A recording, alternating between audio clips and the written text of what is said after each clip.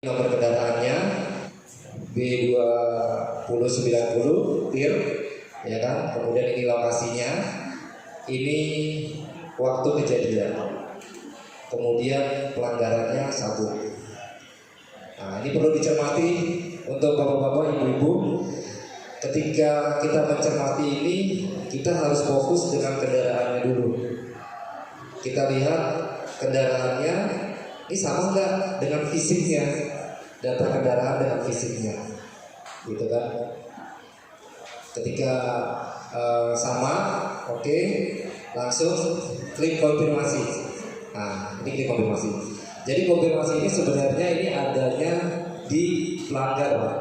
Data pelanggar, tapi tidak ada salahnya, kita harus tahu juga, gitu kan?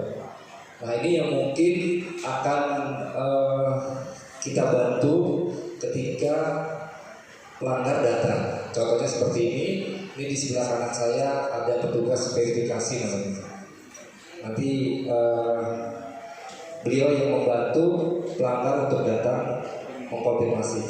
Contohnya seperti ini. Lanjut, setelah diisi semua, oke.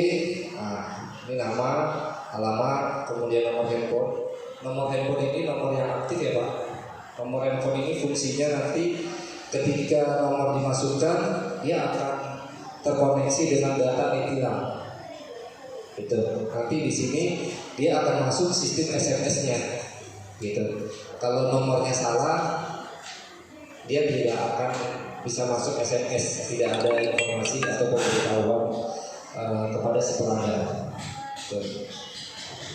Oke, kita isi dulu.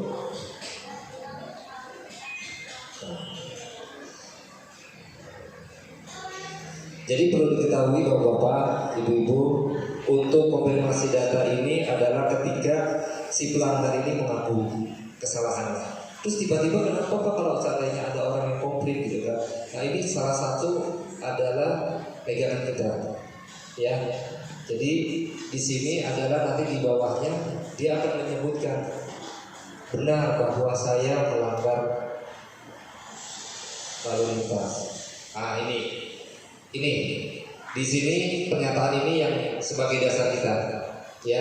Benar pelanggaran lalu lintas ini terjadi. Artinya dia mengakui, Pak. Dia mengakui. Kemudian dia bersedia menggunakan konfirmasi sebagai pengganti tanda tangan di belakang. Ya, Pak ya. Mungkin nanti ada pimpinan atau teman-teman atau masyarakat yang menanyakan hal ini.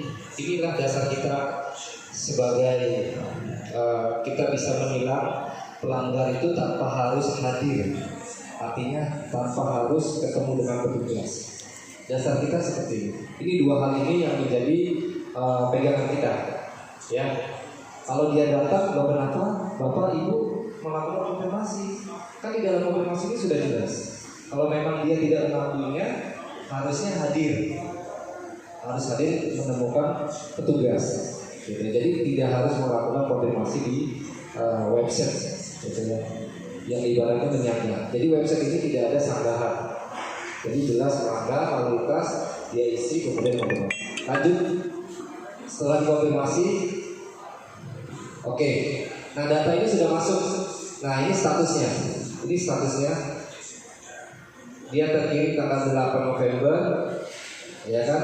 Terblokirnya tanggal 17. Ini dia. Ini statusnya ada. Dia sudah konfirmasi. Ini data konfirmasinya di bawah. Oke, ini bisa diunduh sama pelanggar, ya, untuk sebagai pegangan. Oke.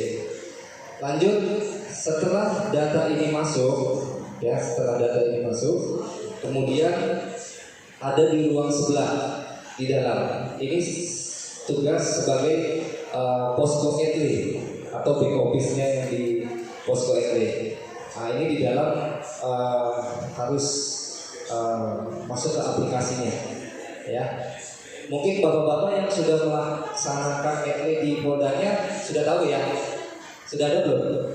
Selain Polda Metro 12 Polda ya kemarin. Tadi siapa dari DIY? Bengkulu ada Jatim ada juga ya. Ya, ini masuk. Kemudian ini adalah email, menggunakan email, passwordnya bebas. emailnya email yang biasa bapak-bapak pergunakan sehari-hari. Ya, lanjut. Nah, ini adalah dashboard atau tampilan yang ada di Etle. Saya rasa Etle nasional menggunakan seperti ini, cuma bedanya hanya di ini saja, Polda aja. Gitu. Ini hampir sama semua. Nah, setelah kita konfirmasi itu, kemudian kita lihat datanya ini adanya di sini. Nah, tadi B20 90 kilo. Oke, nah ini dia. Ternyata pelanggarannya lebih dari satu. Pelanggarannya ada 5. Nah, karena kita sudah masukkan datanya, dia ada di sini. Nah, ini bisa kita lihat lagi. Nah, ini yang perlu diperhatikan bapak-bapak ketika kita akan melakukan penindakan dengan tilang.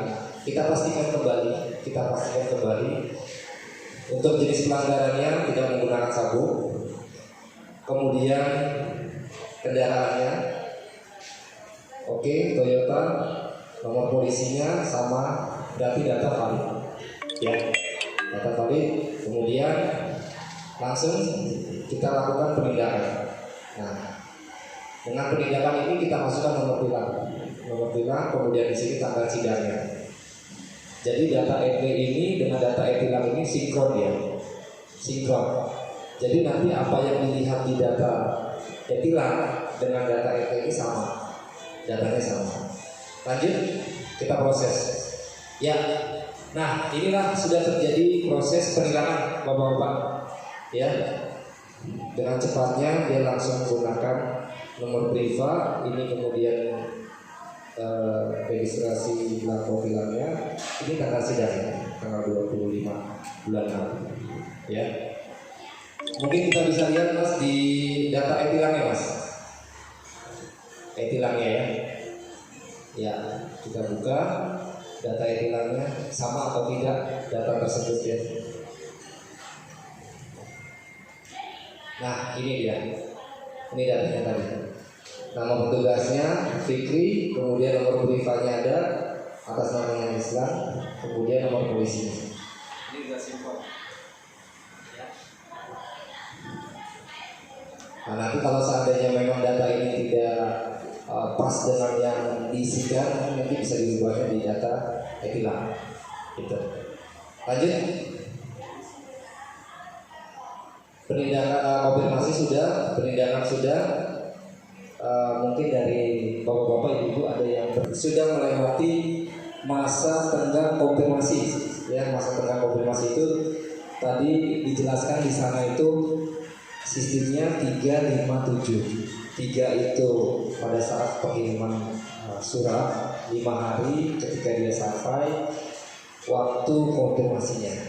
Setelah dikonfirmasi dia dapat waktu 7 hari lagi untuk masa pembayaran. Nah, ketika lewat dari 21 hari, maka terjadilah yang namanya data blokir. Nah, ini data blokir kita. Ya. Nah, setelah ini kita pilih, kita blokir tanggal 15 bulan 10. Oke, lanjut. Nah, kita ajukan.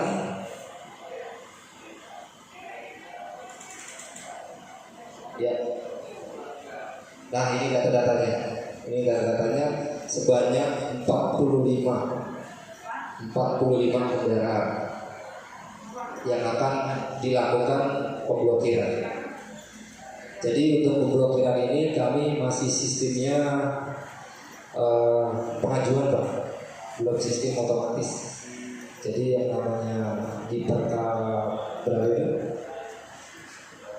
perka Kapolri ya, tentang regiden itu ya, itu harus datanya itu berupa dokumen itu harus terpilih. Itu salah satu. Kita pilih ada 450. Oke. Laporkan blokir. Nah, ini tanggalnya kita isi, blokir, kita tampilkan. Nah, ini tampilannya. Nanti setelah tampilan ini kita cetak, kita print, dia akan keluar. Nah, itu sebagai dasar kita untuk melakukan blokir. Nah ini contoh surat-suratnya Pak. Ini contoh surat pengiriman nota dinasnya seperti ini. Jadi pengajuannya melakukan pemblokiran dikirimkan oleh Subdit Gakum kepada Subdit Presiden. Ini contoh suratnya seperti ini. Oke, kita sudah lakukan pemblokiran. Pak, bagaimana kalau untuk cara buka blokirnya? Kita blokirnya nanti ketika kendaraan nomor salah satu kendaraan ini diblokir, kita akan mengeluarkan yang namanya nota dinas buka blokir. Contohnya seperti ini. Nah, ini nota dinasnya. Nah, kita ketik nomor polisinya, berapa yang akan kita buka pada saat dia datang atau pada saat ketika teman-teman atau bapak-bapak ada yang namanya sistem grup buka blokir antara staff gitu ya. Di sini bisa kita kasih contoh satu Mas. Ya. Oke, nah ini contoh salah satunya. Kemudian kita cetak, kita buka. Ini contoh salah satunya. Ya. Di sini ada nomor polisinya, kemudian ini tadi nomor referensi. Ya, ini ada 2 pelanggaran berarti. Kalau ada 2 nomor referensi berarti ada 2 pelanggaran.